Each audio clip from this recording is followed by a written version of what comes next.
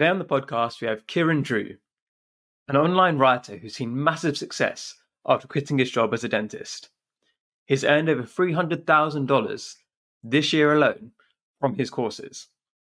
We talk about our course is dead in 2023, how to make a course that really stands out, how to build your brand, how to make your course differentiated, like how do you make it so much better than everybody else that's out there. And Kieran has grown massive followings, but for both his newsletter, LinkedIn, and Twitter. And he's done it in such a short space of time. So I really admire him. And we've spoken for the first time about a year ago. So hope you enjoy this episode.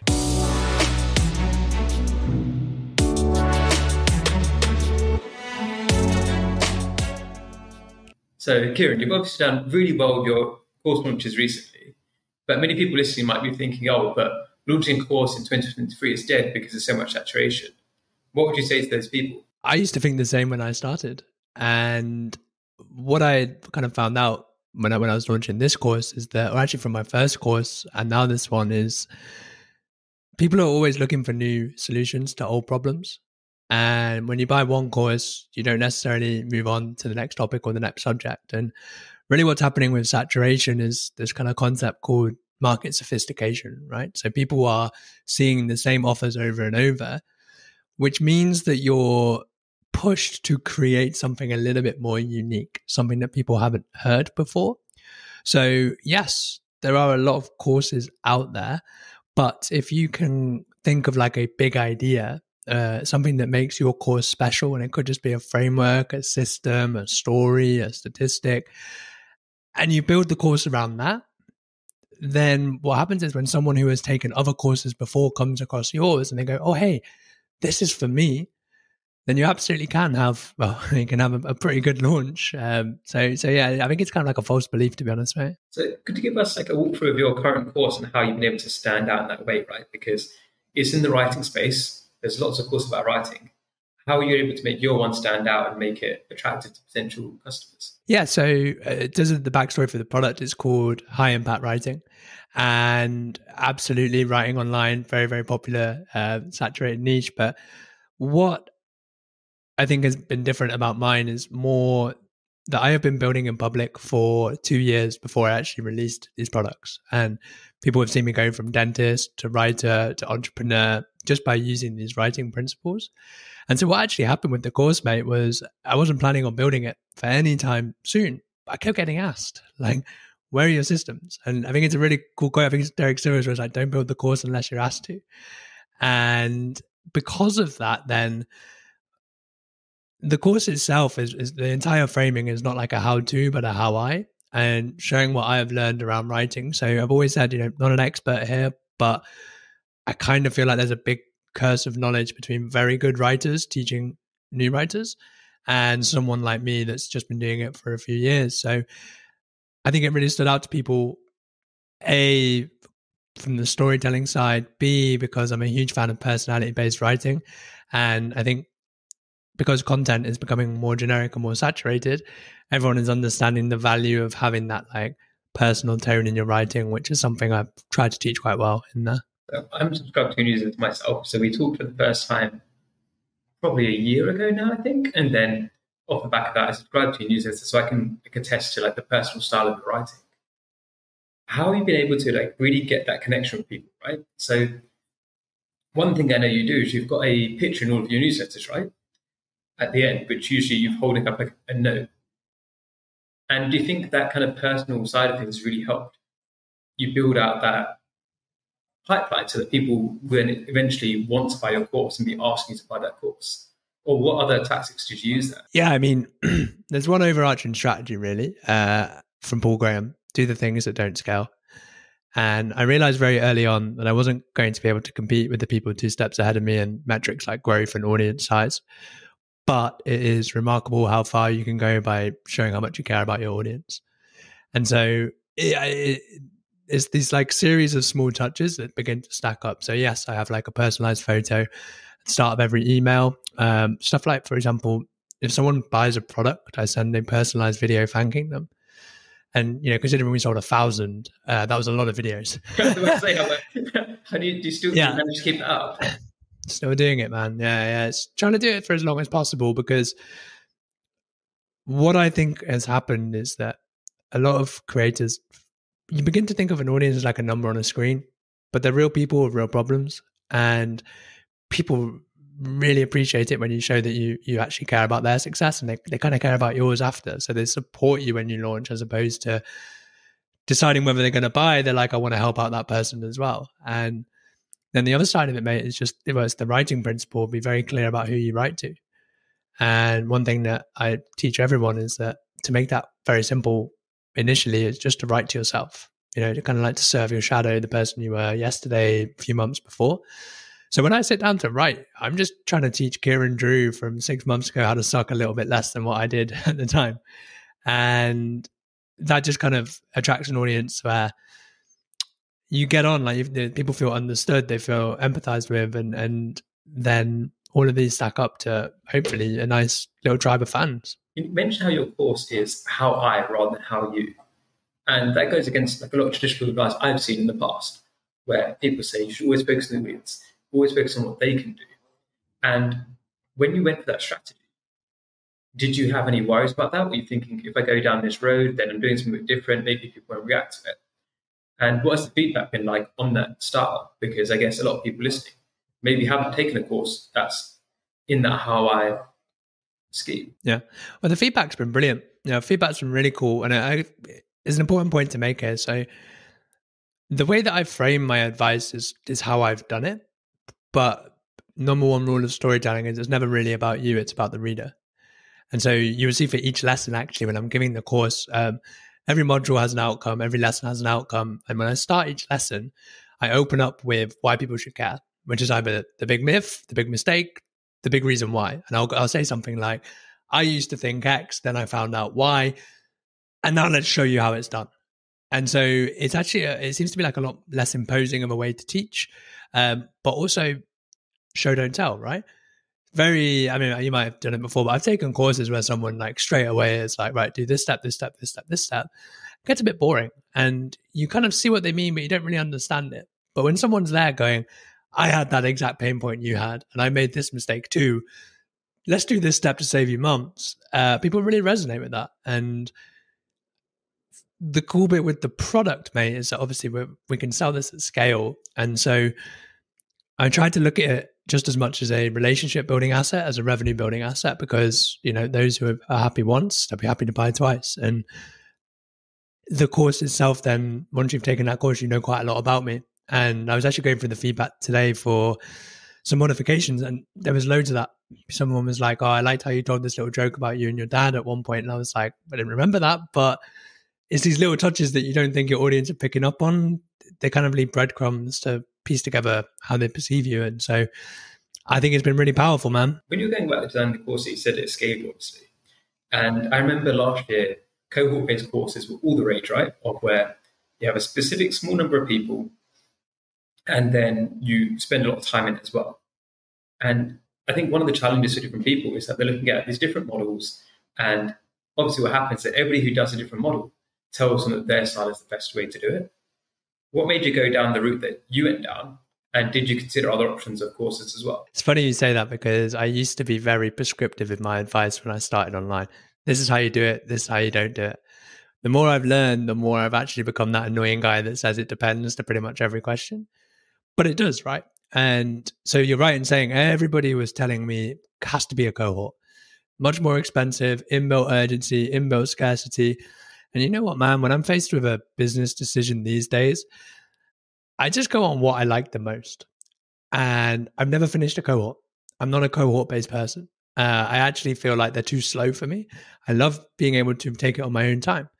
And so I thought, well, look, let's build the product you wish existed 2 years ago. And right or wrong answer, let's just see. And the cool bit is with the cohort and stuff, for me, I've always been about trying to optimize for freedom first. And whilst the cohort sounded very lucrative, it also sounded like once you sell, you've got a lot of work.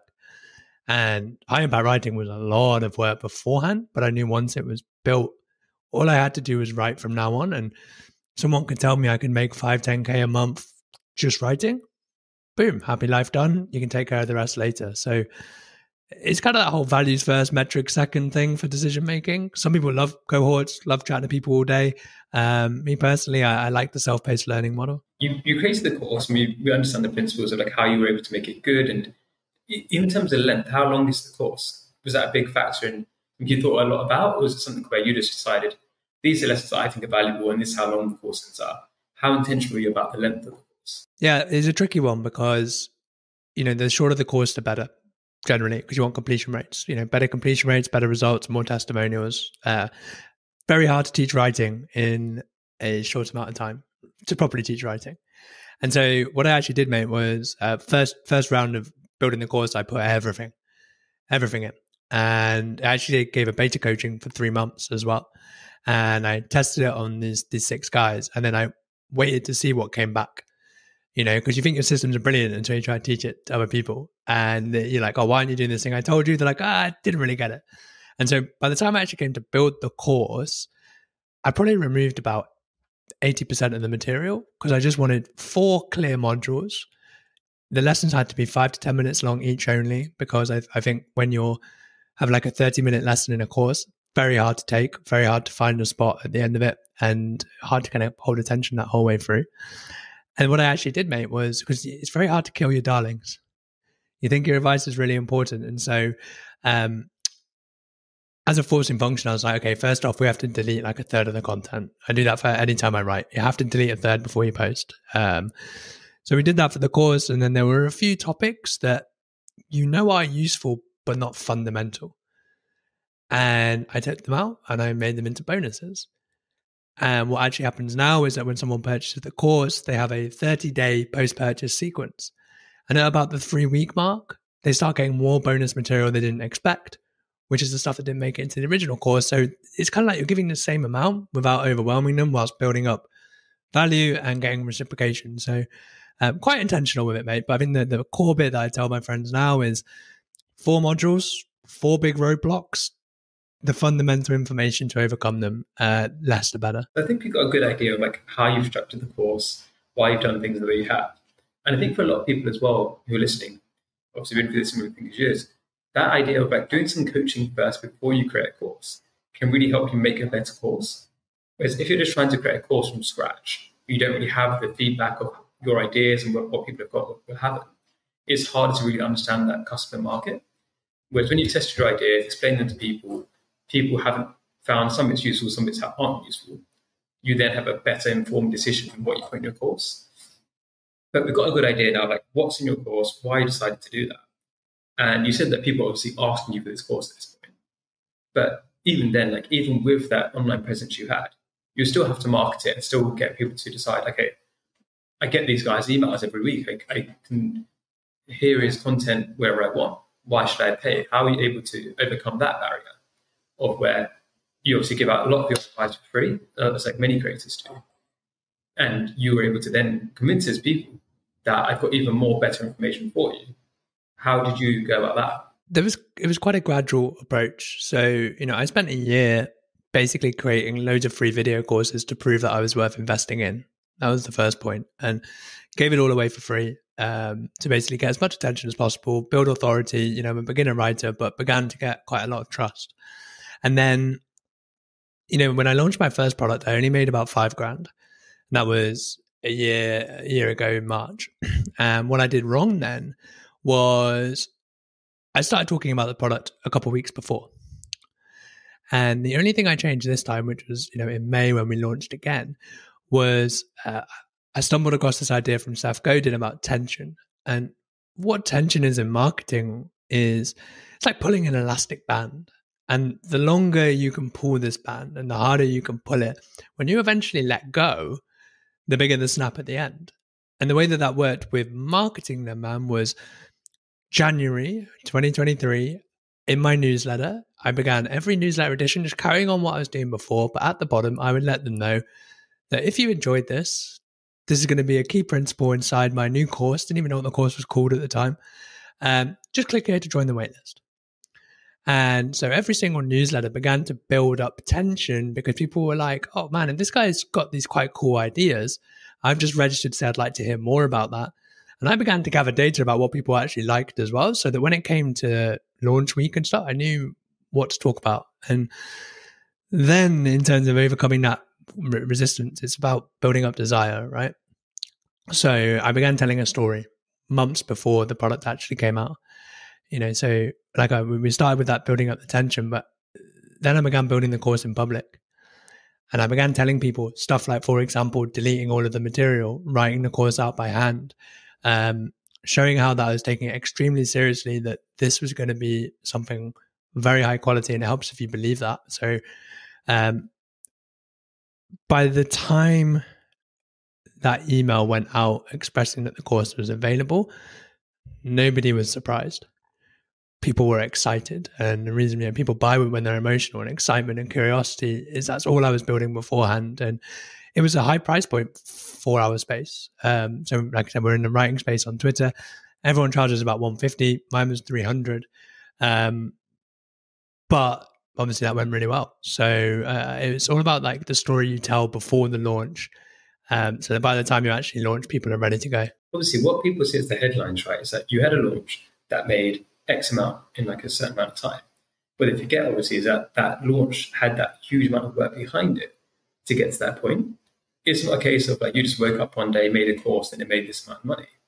There's a lot of work that goes behind it. As you said, people respect that, right? People want to know if they're going to spend $300 on a course, that you thought about that course and you spent your time on it and you've got rid of the bad ideas because then it's worth their money. And I think that's a really interesting point about the building in public side of things there, because if you're doing things in a good way, in an intentional way, it's quite important to showcase that. It makes you stand out because there are many people I know, many people I've interviewed who would just smash out a course in a day without really thinking about it, slap a price point on it, send it to a newsletter, and then just spam them with loads of emails about like, okay, buy my course, right? And now that you've got this experience of, like, actually, I think we'll rewind a second as well. Like, with this launch, right? To us, it's very successful on the outside, right? What did you forecast? Did you think it would be about this amount? Did you think it'd be more? Did you think it'd be less? Or how did you go about kind of planning for that? Man, it's been absolutely crazy. So I didn't know what to expect. Like I said, the first launch made $5,000, and that was my first taste of internet money. And like I used to be a dentist, so it was all very unpredictable for me. It wasn't like you clock in your hours and then you see how it goes. But online it's always asymmetrical bets, and I was hoping to maybe I'd be ecstatic if I made $30,000 in the launch. Right, that's a crazy amount of money for something that you've just built before it didn't exist. Right, and what actually happened was, so just for the numbers, May was $140,000 and September was $180,000. And I just, during the actual launch week, the first day went terribly. I only sold like 5-6 copies in about 3 hours. And I thought, oh my God, I've just worked 3 to 4 months for a complete flop here. And then I was like, oh, this building in public is going to really suck when I have to explain why this didn't go well. And the final day of both launches made $80,000 plus.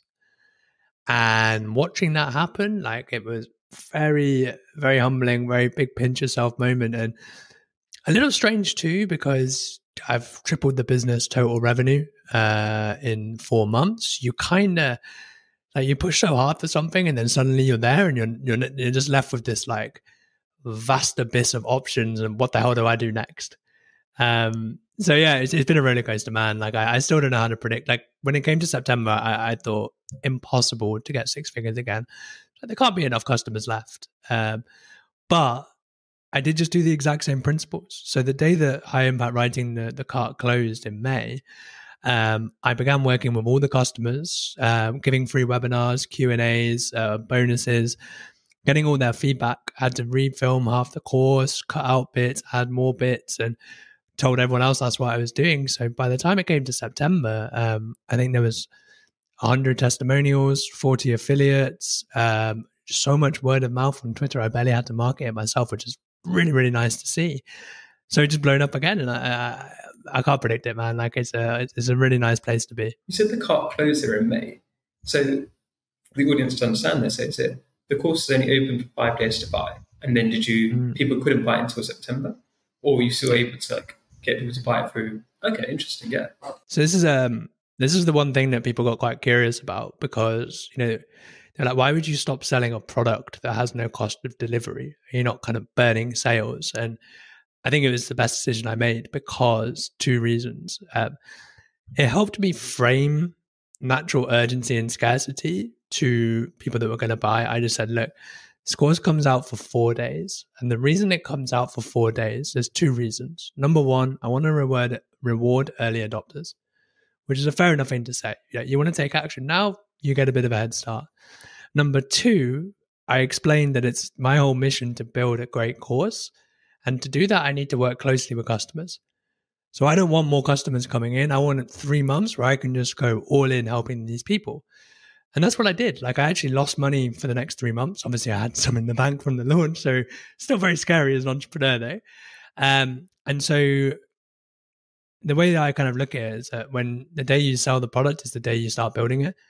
And having that 3-month window to then get everything set up for the second launch. So for example, the post-purchase sequence, you're writing that all live. And you build all these free video courses and you do all these webinars and Q&As so that when someone comes to buy in the future, they're like, wow, I'm getting blown away from day 1 to day 30. So open, close for the first one. And then in September, it was cart open, but it stays open after. What I did differently was I said to them, if you buy it now, because, biggest rule of copywriting is people will not take action unless you give them a reason. We're lazy. We always put stuff off. And so I didn't discount ever. That was my one rule. I'm not doing any discount selling. I think that people devalue their product by doing it, when actually the smart bet is to add value.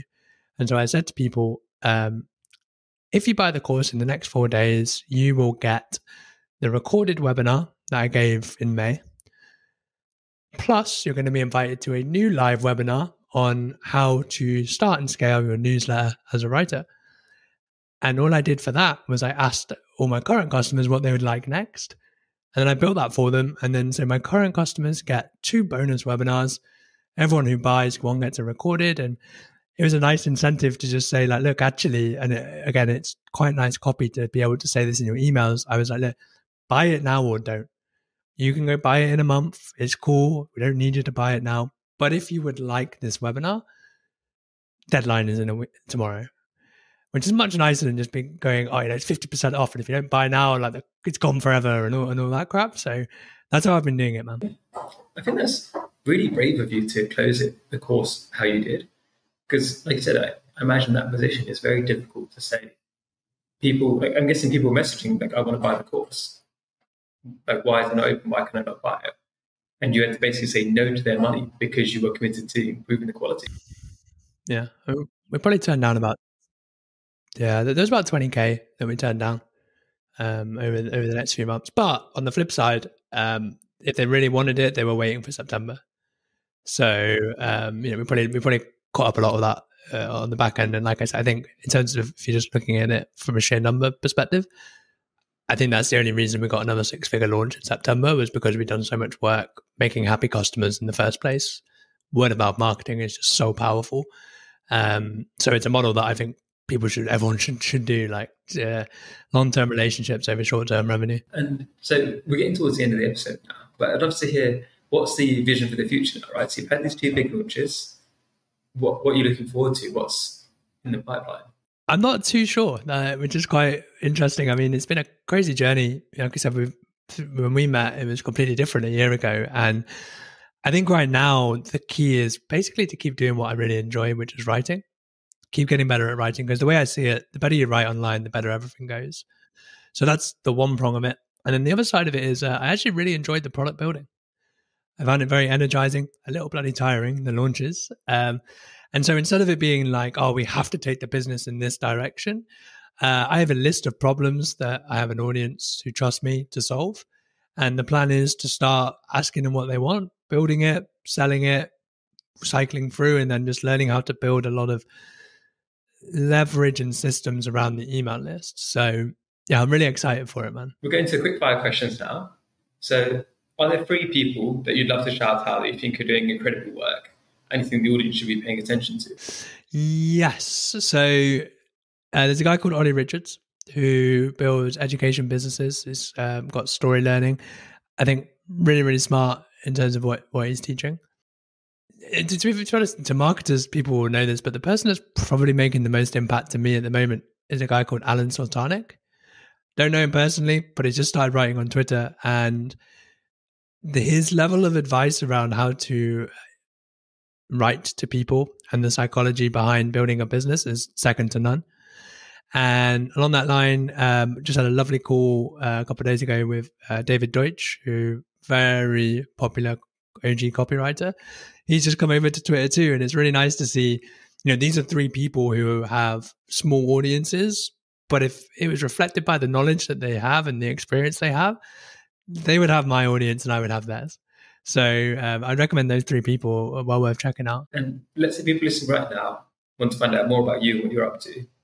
Where should they go to? Where should they follow you? Yeah, so the best place is probably Twitter, where I'm just at It's Kieran Drew. I also run a newsletter called Digital Freedom. And what that is basically strategies, stories, frameworks, and systems where I'm showing how I'm building my business, so that you might find some useful information from there too. So if you want to go sign up for my email list, it's kierandrew.com. And those are the only two places I really hang out. So is there anything that you need help with right now that maybe somebody listening to this could reach out to you and help you with?